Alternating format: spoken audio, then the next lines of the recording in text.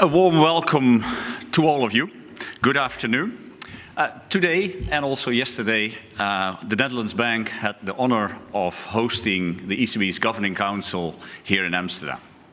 It was the first time in 20 years that the Governing Council came to the Netherlands again. Today is also the first time that the ECB hosts this press conference again in physical format, and I hope it will add to the joy. Thank you. Over to you, Wolfgang. Thank you very much, Governor Knot. We are also joined here on stage by President Lagarde and by Vice President de Guindos. This is a hybrid meeting, and for those who join us remotely, I would like to ask you, as always, to turn your camera and your microphones if you ask questions. I will now give the floor to President Lagarde. President Lagarde, please. Thank you very much, Wolfgang, and thank you so much, Klaus. It's a real pleasure being here in Amsterdam, but we'll come to that later. Let me first wish you all in the room a good afternoon as well. The Vice President and myself welcome you to our press conference. I would like to thank President Knot for his kind hospitality and express our special gratitude to his staff and for the excellent organization of today's meeting of the Governing Council. High inflation is a major challenge for all of us. The Governing Council will make sure that inflation returns to our 2% target over the medium term. In May, inflation again rose significantly, mainly because of surging energy and food prices, including due to the impact of the war. But inflation pressures have broadened and intensified, with prices for many goods and services increasingly strongly. Eurosystem staff have revised their baseline inflation projections up significantly. These projections indicate that inflation will remain undesirably elevated for some time. However, moderating energy costs, the easing of supply disruptions related to the pandemic, and the normalization of monetary policy are expected to lead to a decline in inflation. The new staff projections foresee annual inflation at 6.8% in 22, before it is projected to decline to 3.5% in 23 and 2.1% in 24, higher than in the March projections. This means that headline inflation at the end of the projection horizon is projected to be slightly above our target. Inflation, excluding energy and food, is projected to average 3.3% in 22, 2.8% in 23, and 2.3% in 24, also above the March projections. Russia's unjustified aggression towards Ukraine continues to weigh on the economy in Europe and beyond. It is disrupting trade, is leading to shortages of materials, and is contributing to high energy and commodity prices. These factors will continue to weigh on confidence and dampen growth, especially in the near term. However, the conditions are in place for the economy to continue to grow on account of the ongoing reopening of the economy, a strong labor market, fiscal support, and savings built up during the pandemic. Once current headwinds abate, economic activity is expected to pick up again. This outlook is broadly reflected in the Eurosystem staff projections, which foresee annual real GDP growth at 2.8% in 22, 2.1% in 23, and 2.1% in 24. Compared with the March projections, the outlook has been revised down significantly for 22 and 23, while for 24 it has been revised up. On the basis of our updated assessment, we decided to take further steps in normalizing our monetary policy. Throughout this process, the Governing Council will maintain optionality, data dependence, gradualism, and flexibility in the conduct of monetary policy. First, we decided to end net asset purchases under our asset purchase program as of July 1st, 2022. The Governing Council intends to continue reinvesting in full the principal payments from maturing securities purchased under the APP for an extended period of time past the date when it starts raising the key ECB interest rates, and in any case, for as long as necessary, to maintain ample liquidity conditions and an appropriate monetary policy stance. Second, we undertook a careful review of the conditions which, according to our forward guidance, should be satisfied before we start raising the key ECB interest rates. As a result of this assessment, the Governing Council concluded that those conditions have been satisfied. Accordingly, and in line with our policy sequencing, we intend to raise the key ECB interest rates by 25 basis points at our July monetary policy meeting. Looking further ahead, we expect to raise the key ECB interest rates again in September. The calibration of this rate increase will depend on the updated medium-term inflation outlook. If the medium-term inflation outlook persists or deteriorates, a larger increment will be appropriate at our September meeting. Third, beyond September, based on our current assessment, we anticipate that a gradual but sustained path of further increases in interest rates will be appropriate. In line with our commitment to our 2% medium-term target, the pace at which we adjust our monetary policy will depend on the incoming data and how we assess inflation to develop in the medium term. Within the Governing Council's mandate, under stressed conditions, flexibility will remain an element of monetary policy whenever threats to monetary policy transmission jeopardize the attainment of price stability. The decisions taken today are set out in full in a press release available on our website. I will now outline in more detail how we see the economy and inflation developing, and will then explain our assessment of financial and monetary conditions. Looking at the economic activity, in the near term, we expect activity to be dampened by high energy costs, the deterioration in the terms of trade, greater uncertainty, and the adverse impact of high inflation on disposable income.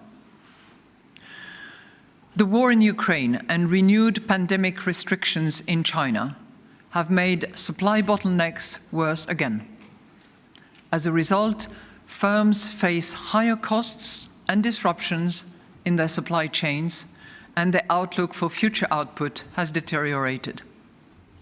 However, there are also factors supporting economic activity, and these are expected to strengthen over the months to come. The reopening of those sectors most affected by the pandemic and a strong labor market with more people in jobs will continue to support incomes and consumption. In addition, savings accumulated during the pandemic are a buffer. Fiscal policy is helping to cushion the impact of the war. Targeted and temporary budgetary measures protect those people bearing the brunt of higher energy prices while limiting the risk of adding to inflationary pressures. The swift implementation of the investment and structural reform plans under the Next Generation EU programme, the Fit for 55 package, and the Repower EU plan would also help the euro area economy to grow faster in a sustainable manner and become more resilient to global shocks. Looking at inflation now. Inflation rose further to 8.1% in May. Although governments have intervened and have helped slow energy inflation, energy prices stand 39.2% above their levels 1 year ago. Market-based indicators suggest that global energy prices will stay high in the near term, but will then moderate to some extent. Food prices rose 7.5% in May, in part reflecting the importance of Ukraine and Russia among the main global producers of agricultural goods. Prices have also gone up strongly because of renewed supply bottlenecks and because of recovering domestic demand, especially in the services sector, as our economy reopens. Price rises are becoming more widespread across sectors. Accordingly, measures of underlying inflation have been rising further. The labour market continues to improve, with unemployment remaining at its historical low of 6.8% in April. Job vacancies across many sectors show that there is robust demand for labour. Wage growth, including in forward-looking indicators, has started to pick up. Over time, the strengthening of the economy and some catch-up effects should support faster growth in wages. While most measures of longer-term inflation expectations derived from financial markets and from expert surveys stand at around 2%, initial signs of above-target revisions in those measures warrant close monitoring. Let's turn to the risk assessment. Risks relating to the pandemic have declined, but the war continues to be a significant downside risk to growth. In particular, a major risk could be a further disruption in the energy supply to the euro area, as reflected in the downside scenario included in the staff projections. Furthermore, if the war were to escalate, economic sentiment could worsen, supply-side constraints could increase, and energy and food costs could remain persistently higher than expected.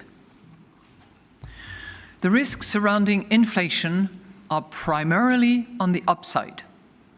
The risks to the medium-term inflation outlook include a durable worsening of the production capacity of our economy, persistently high energy and food prices, inflation expectations rising above our target, and higher than anticipated wage rises. However, if demand were to weaken over the medium term, it would lower pressures on prices. Let's have a look now at the financial and the monetary conditions. Market interest rates have increased in response to the changing outlook for inflation and monetary policy.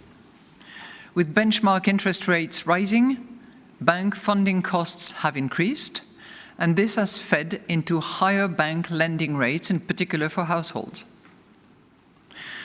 Nevertheless, lending to firms picked up in March, and this was because of the continued need to finance investment and working capital against the backdrop of increasing production costs, persisting supply bottlenecks, and lower reliance on market funding.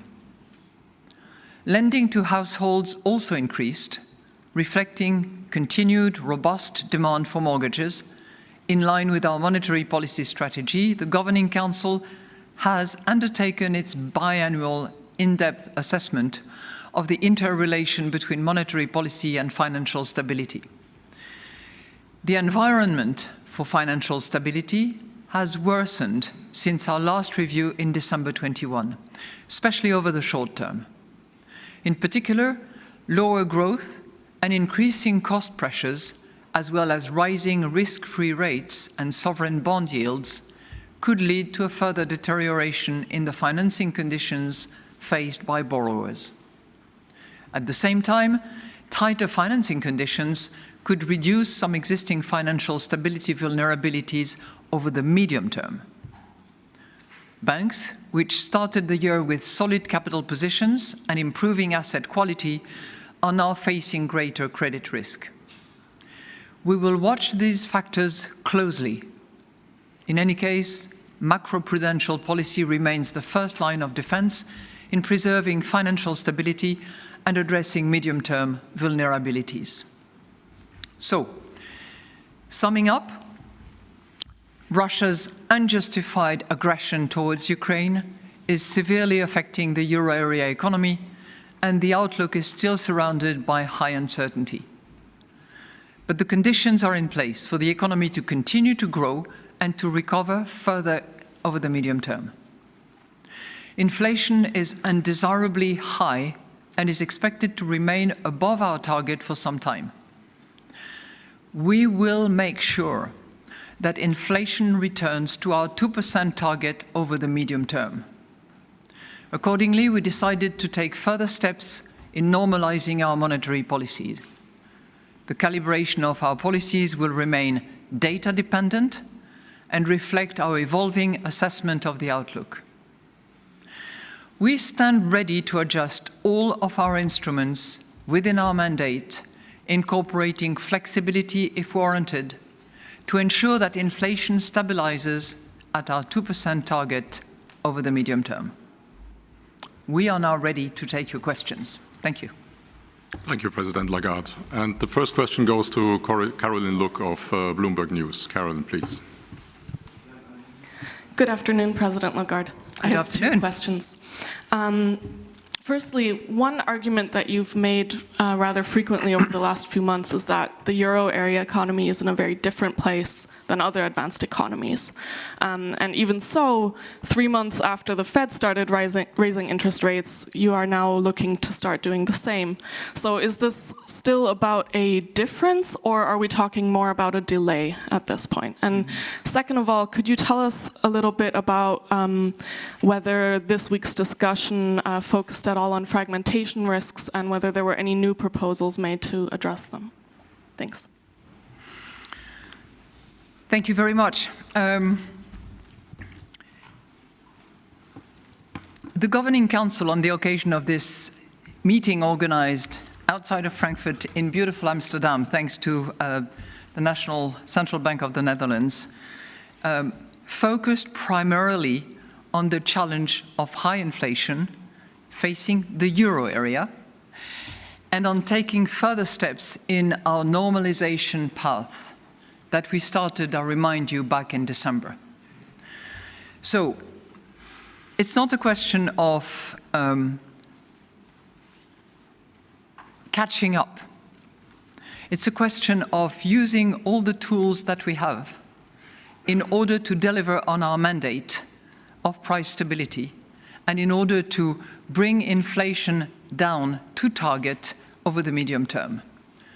And our analysis was obviously that inflation was, as we said, undesirably high, and that we had to take the steps that I have identified in the monetary policy statement. And I would like to add that it's not just a step, it's a journey. We started back in December.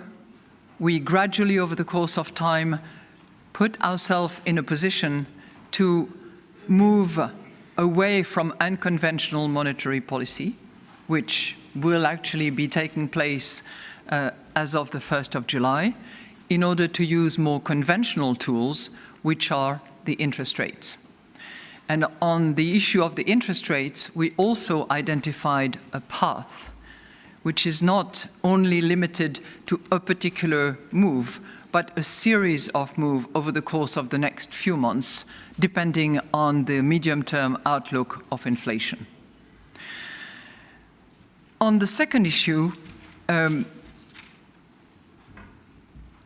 we have to have the right monetary policy stance. That is critically important, and that is what we are doing with that identification of the journey that I just mentioned, but we also have to make sure that our monetary policy is transmitted throughout the entire euro area. And to that end, obviously, we need to make sure that there is no fragmentation that would prevent the adequate monetary policy transmission throughout the entire region. We have existing instruments. I think that we have described them in the past. It is obviously the reinvestment capacity that we have under the PEP, which is, I remind you, a complete reinvestment package that totals 1.7 trillion euros that will be reinvested with total flexibility if warranted across time, across jurisdictions, across products. And if it is necessary, as we have amply demonstrated in the past, we will deploy either existing adjusted instruments or new instruments that will be made available. But we are committed to proper transmission of our monetary policy, and as a result, fragmentation will indeed be avoided to the extent that it would impair that transmission. Thank you, President. The next question goes to Mark Boinderman of NRC Handelsblatt over here. Thank you, President Lagarde. My first question is whether today's decision was unanimous. Could you give us a flavor of the discussion? And secondly, the ECB is now communicating that in September it could raise rates by more than a quarter of a percentage point.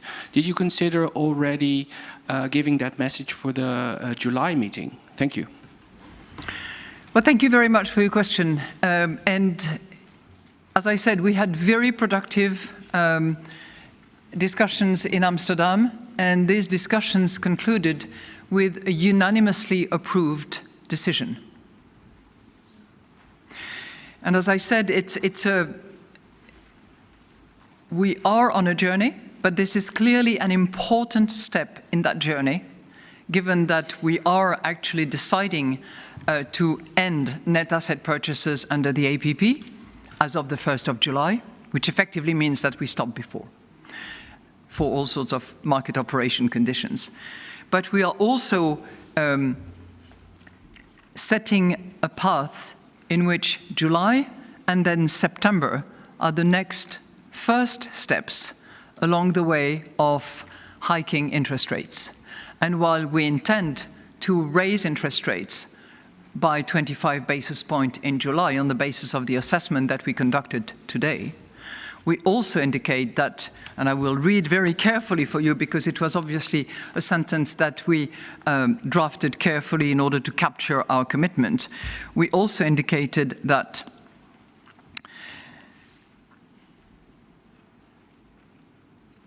I'll read you the whole paragraph actually because it's a really important one. So we undertook a careful review of the conditions which, according to our forward guidance, you all remember the forward guidance with the three conditions, should be satisfied before we start raising the key ECB interest rates. Well, we concluded that these three conditions were satisfied. And accordingly, in line with our policy sequencing, for those of you who wonder why we didn't do it today, well, we have a sequencing in place that dictates, and we want to be predictable on that front, that we first of all stop net asset purchases and then we look at interest rate hikes. So in accordance with our policy sequencing, we intend to raise the key ECB interest rates by 25 basis points at our July monetary policy meeting. And that's the September that you were asking me about. Looking further ahead, we expect to raise the key ECB interest rates again in September. The calibration of this rate increase will depend on the updated medium-term inflation outlook. If the medium-term inflation outlook persists or deteriorates, a larger increment will be appropriate at our September meeting. That is pretty precise as a commitment, but it is also a factor of how the situation evolves.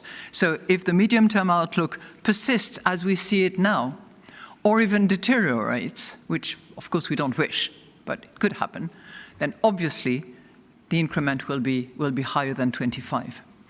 And then we go further because we take a third step along that journey to indicate what we will do beyond September, which is also the anticipation that further rates hikes will be necessary on the basis of the data that we collect.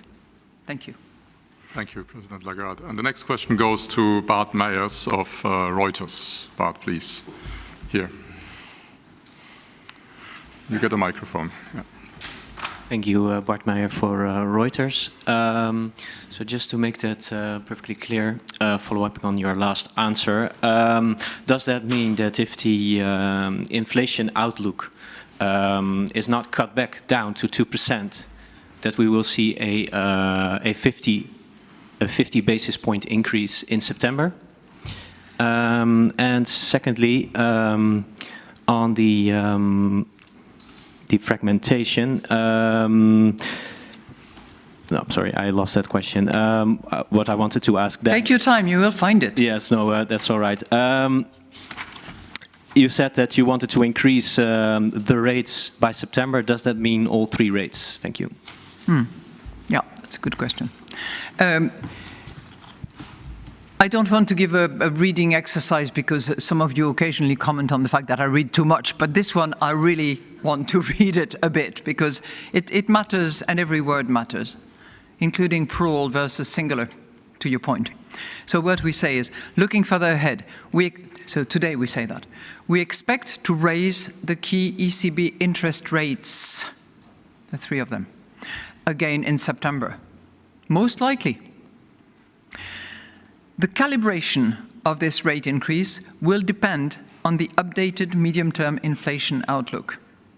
And here's the important one. If the medium-term inflation outlook persists or deteriorates, a larger increment will be appropriate at our September meeting. So I think that you took the example of if you are at 2.1% in 2024 or beyond, then the increment adjustment will be higher. The answer is yes. Thank you, President Lagarde. And the next question goes to Annette Weisbach of CNBC. Annette, please, here in the middle. President Lagarde, thank you very much for taking my question. I have one on what are you expecting in terms of time lag? If you raise rates in July, when will you see an effect on inflation and inflation expectations? And will that ultimately also mean that you have to lift rates to a neutral rate? And that would be my second question, because I think there's a lot of guessing around what you think the neutral rate actually is. Is it 1.5? Is it 2% for the euro area? Perhaps you could give us a bit more of an insight. Thank you. So, do we expect that our July interest rate hikes will have an immediate effect on inflation? The answer to that is no. And I would like to develop that a little bit. First of all, because of the anticipation of our monetary policy, because of the inflation and growth outlook, financing costs have already moderately but significantly increased, whether you look at corporate bonds, whether you look at sovereign bonds, whether you look at bank, of course. Those financing costs have increased. And with the signal that we're giving here, particularly concerning the short-term rates, this signal will continue to have an impact on financing costs. Now, typically, monetary policy decisions have a longer-term impact in relation to inflation itself. So we have to stay the course, be determined, committed to delivering the 2%. But we cannot expect that to happen on the 22nd of August for a decision that, 22nd of July for a decision that we would have made in July. On the other hand, because you mentioned inflation expectations, we observe that inflation expectations are well anchored.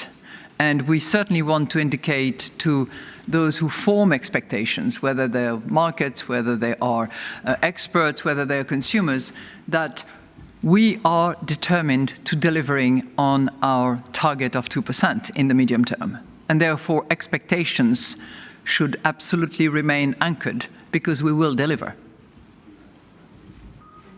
Oh, the neutral rate. This is a topic that we have deliberately decided not to have on the occasion of this Governing Council meeting. And I'm sure that we will ad nauseum argue as to whether it is 0.96 or 1.97 or beyond or below or whatever. Suffice to say that the neutral rate over the course of time, for multiple reasons having to do with productivity, with demographics and all the rest of it, has gone down. But where it stands exactly, we have decided not to discuss it on this Governing Council meeting. And believe me, we had plenty to discuss. So we saved a little bit for later. And, you know, to be fair as well, it's not something that you can observe and determine with precision today. Is as you get closer, we will understand better where exactly it stands. And we will debate it. I have no illusion on that. Thank you. Thank you. And the next question goes to Dan Balacher of Volkskrant. Dan, please. Good afternoon. Thank you for taking my question. Is the end of the asset purchasing program a good time for you maybe to adjust the forward guiding policy? Because when it was introduced in 2013, it was meant to manage market expectations. But now it seems like the ECB would have stopped the purchases earlier, if not for the promises made, even though there was an extraordinary inflation-inducing event like the war in Ukraine. Is the tail, financial markets, not wagging the dog, the ECB, instead of the other way around? My second question is related to this one. The ECB believes inflation will fall down back to target by 2024.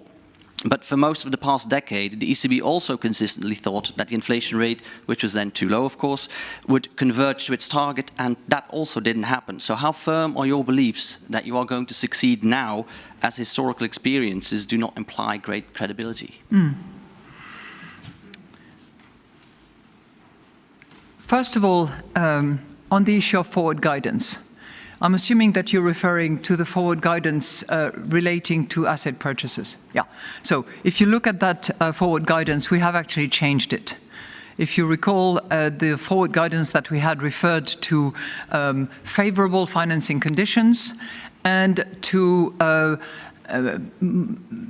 accommodative, there was a qualifier as well, but it referred to the accommodative aspect of our monetary policy. We have changed that, and if you look at the third paragraph on the second page, we do refer to the fact that we will do so for as long as necessary to maintain ample, not favorable, ample liquidity conditions and an appropriate monetary policy stance. So we take account of the change that has indeed taken place. And you're right, we are in a different universe. A lot of the tools, the forward guidance, the considerations over the last 11 years had to do with exactly the opposite movement, trying to bring inflation up because it was too low and often at risk of deflation. Now we are in the opposite situation, where inflation is too high and we need to bring it back to our target of 2% over the medium term. Now, how confident are we about our projections? First of all, I'd like to say that our staff does the best work they can do and apply their whole consciousness and professionalism to producing those projections. Second, those projections are not just the ECB. The projections that you have in front of you are the projections of the entire Euro system. So it's the ECB and 19 national central banks, including the great Bank of the Netherlands, which has actively and always actively participates in this exercise. So it's a cohesive work that is done, that is tedious, that is iterative, and that really checks everything. Third, it is clear that the massive energy prices hike and the war in Ukraine and the fast pace of the recovery have taken all forecasters by surprise. You know, I thought you would ask me a question like that. So what did I do? I looked at other I hope I can find it now. Anyway, it doesn't really matter if I don't find it. The point being that all international institutions, all forecasters of repute have actually made the same mistake of underestimating or not anticipating some of the developments, such as the war, such as the energy crisis. Fourth point, I think we, the Euro system, and the ECB in particular, we are the only central bank which has gone back to the work that was done, which has looked under every stone to understand where the errors came from. And I use the word errors with some trepidation because it's misforecasting caused by very unpredictable events. 3/4 of the forecasting errors is actually attributable to energy prices, and the rest is largely attributable to bottlenecks that have lasted longer than had been anticipated. So, again, they do everything they can as well as they can. They make the same kind of forecast as other international institutions. Events that have developed are not captured in either models or sometimes just the sheer imagination of us all when we talk about the war at the doorstep of Europe. And fourth, we do the introspective exercise of trying to find out where it went wrong, and we will continue doing so in the future because we have to improve, no question. Thank you. And the next question goes to Marc Schreurs of Börsenzeitung. Marc, please. Yes, thanks for taking my questions. The first one is on reinvestments. In the past, you've stressed several times the importance of the stock of assets compared to the flow. Now you have reaffirmed to reinvest, especially the PEP payments, principal payments, at least until the end of 2024. That means a huge monetary stimulus for years. Is that appropriate if you, at the same time, are talking about normalizing monetary policy? And the second one, just for clarification, why do you today already exclude a 50 basis point hike in July?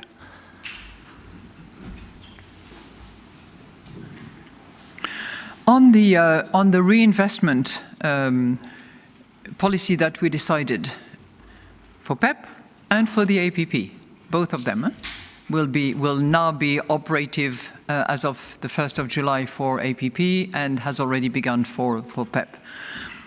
It is a matter that we will be discussing within the Governing Council, which we have decided not to debate today. We had, as I said, plenty to do already in the last couple of days, but we will be looking at it. And I have to tell you something. There are some of us on the Governing Council who will be interested not only to deploy flexibility, if warranted, on classes of assets, by jurisdictions, over temporality, but some of us are also interested in looking at how we can support the financing of the measures needed against climate change. I said already before that a green LTRO was interesting to consider. I think the reinvestment decisions that we will make in the coming months and years might also be inspired by this concern that we have. Okay? So that's point number one.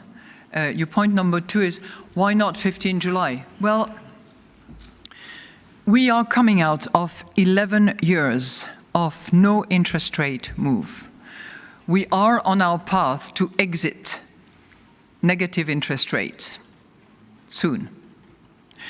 It is good practice, and it is actually often done by most central banks around the world, to start with an incremental increase that is sizable, not excessive, and that indicates a path. As I said, the decision that we have made today are not just one intention of one single month of July. It's a whole journey that will take us back to the 2% target in the medium term. We also want to observe how markets are going to operate. And as I have mentioned, we couple our July determination with our September indication. Thank you. Next question, Martin Arnold. I think you raised your hand, of the Financial Times. I did. Thank you for taking my my two questions. Hello, Madam Lagarde. Could I ask, first of all, is this announcement today a signal that you are dropping gradual normalization in preference for a whatever it takes approach to tackling undesirably elevated inflation? And secondly, could I ask on tackling fragmentation that you mentioned earlier, the new instruments that could be designed and launched, would those only be designed and launched once the existing instruments, i.e. PEP reinvestments, have been fully utilized? Thank you.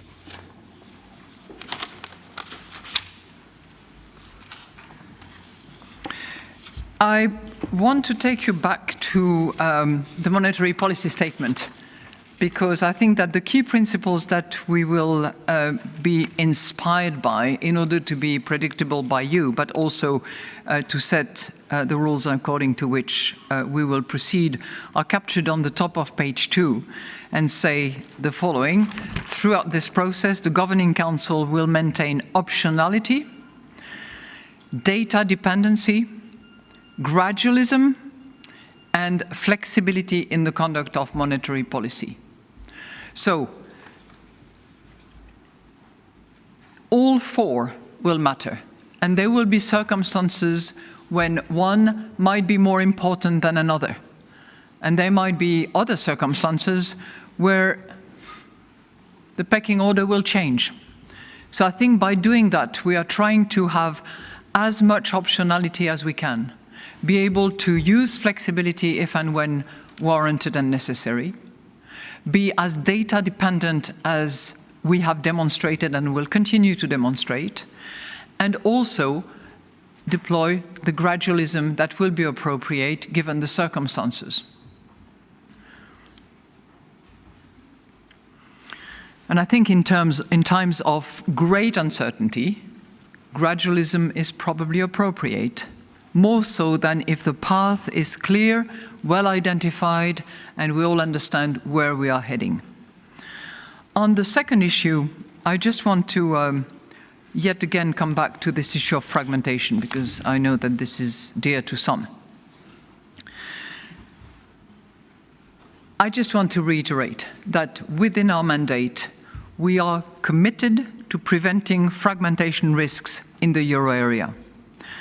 Fragmented financial markets would obstruct the monetary policy transmission and undermine the possibility for the ECB to achieve its price stability mandate.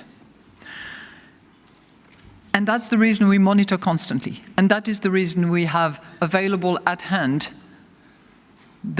all the dimensions of flexibility that can be applied to our reinvestment policies under the APP, under the PEP, because flexibility conditions are clearly associated with PEP to the extent that it relates to consequences of the pandemic.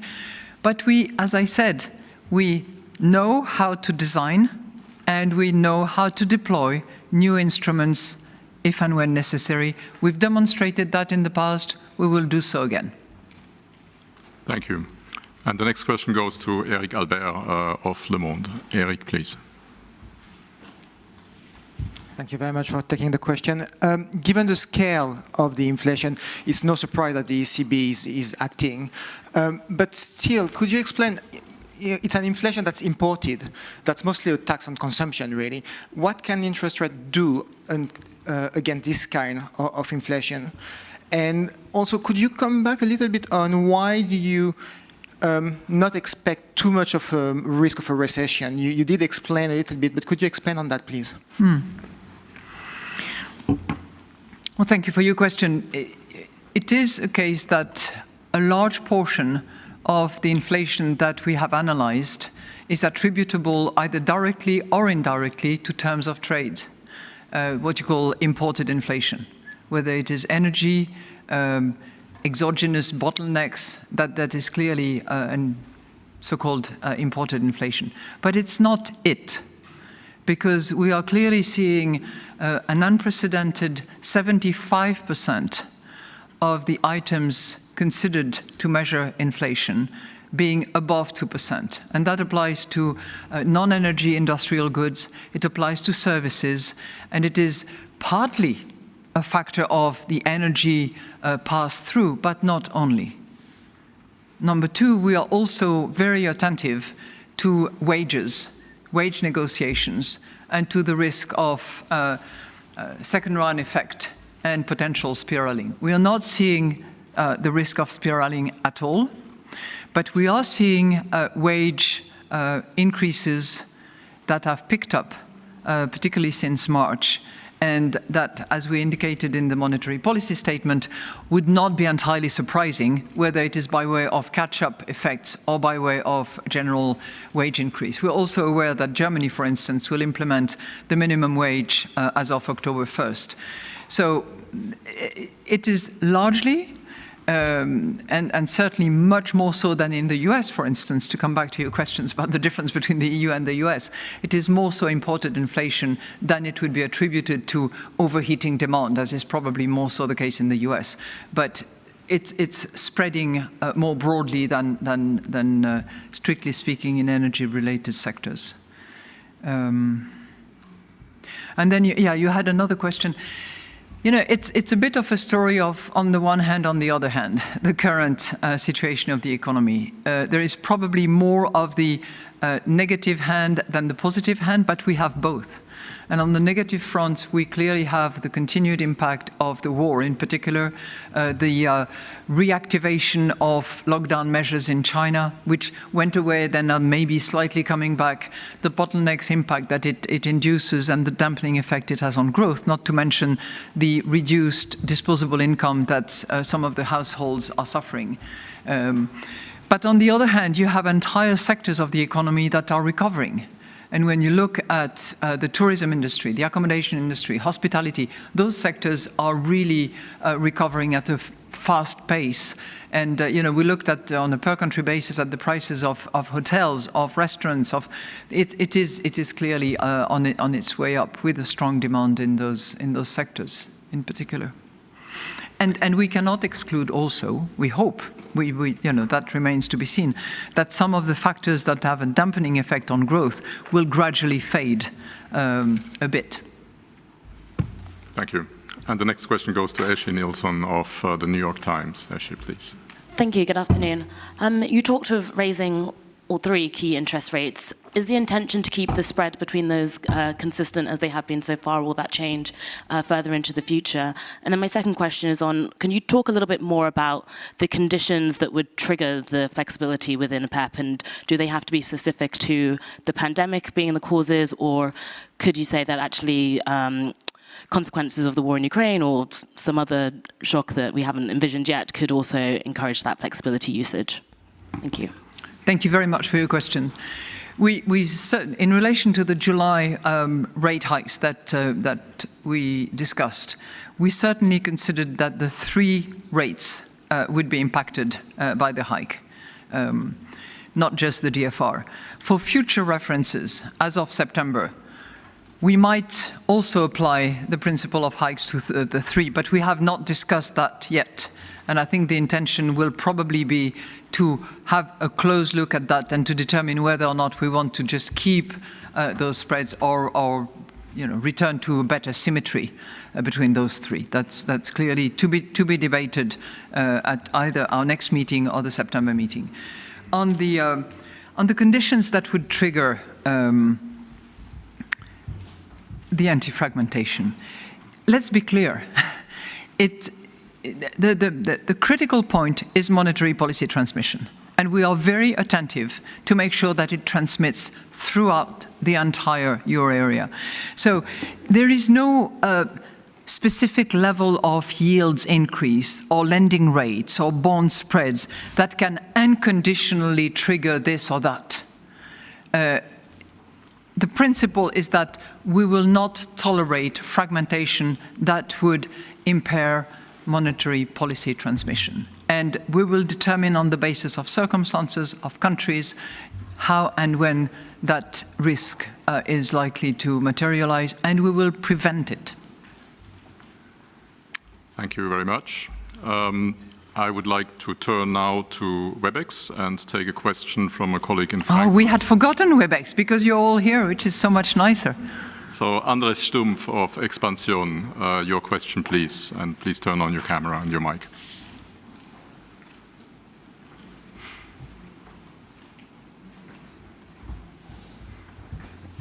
Andres, for the time being, we can't hear anything. Can you hear me now? Yes, wonderful. Okay, I wasn't able to unmute myself. I have another question, Madame Lagarde, about fragmentation.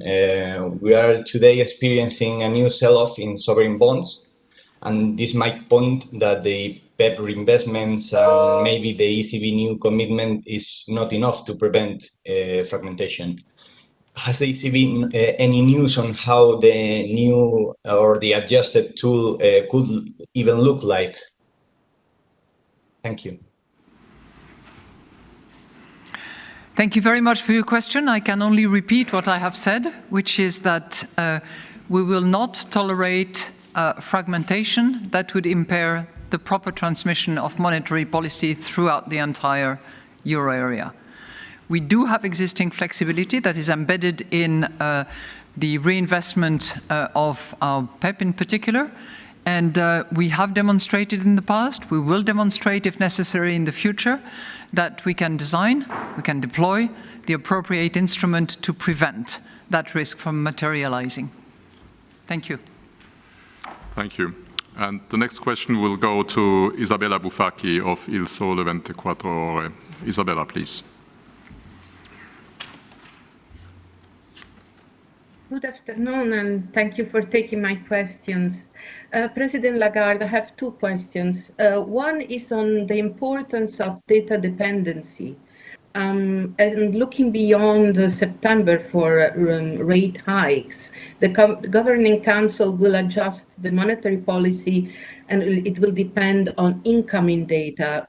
Can we expect then lift-offs to come on a quarterly basis, coupled with the macroeconomic projections? And my second question is on financial stability, because you mentioned it. You mentioned that banks will be facing credit risks increased due to tighter financing conditions. How concerned are you about financial stability in a war situation? Thank you. I have to tell you that I'm concerned about the war, full stop, but your question goes further than that, of course, and the financial stability side of the question I will defer to my esteemed colleague, friend and Vice President de Guindos. The first one, yes, we are going to pay a lot of attention to data, and we are considering data dependency as one of the key four principles according to which we will operate. And obviously, you know, the quarterly projections that we produce are, you know, very rich, inform our decisions best. But we cannot be unattentive to developments and to data that we continuously collect, both at the ECB and within the national central banks as well. So we are not going to put ourselves in a straitjacket of only taking decisions when we have projections. So with that, I'd like to hand you over. Thank you very much for the question. You know that in our strategy review we included a reference that twice per year we would include financial stability considerations in our monetary policy making, and you know, we did it in December and we have done it now in June. And here, you know, the message is quite clear. The vulnerabilities of the financial system in Europe have been defined in our financial stability review, refer to problems in terms of valuation of financial assets, in terms of margins of the banks, and in terms as well of you know, high valuations in some spots of residential real estate. So the conclusion that we have reached, that is included in the monetary policy statement, is that in the short term, the normalization of monetary policy conditions can give rise to additional stress in the short term, but in the medium term, you know, the tightening of financial conditions could be positive in order to try to address some of the vulnerabilities. think about residential real estate. So, this is the main conclusion. And, we try to make an assessment that covers not only the short term, but as well the medium term. Thank you very much, Vice President. That brings our press conference today to a conclusion. Thank you very much for coming here. I would just like to add something, because we are here standing in Amsterdam, and my colleague Klaus Nott is with us. And for those of you interested, we had just a fantastic meeting that was organized under the auspices of the De Nederlandisch Bank, under the leadership of Klaus, and it's been just a really good, fruitful and productive experience. Geography matters, and hospitality can help a great deal. So thank you to the Netherlands, and thank you to the National Central Bank of the Netherlands. And our next scheduled press conference is on 21st of July in Frankfurt. Thank you and have a good afternoon. Unless you come back. You could come back.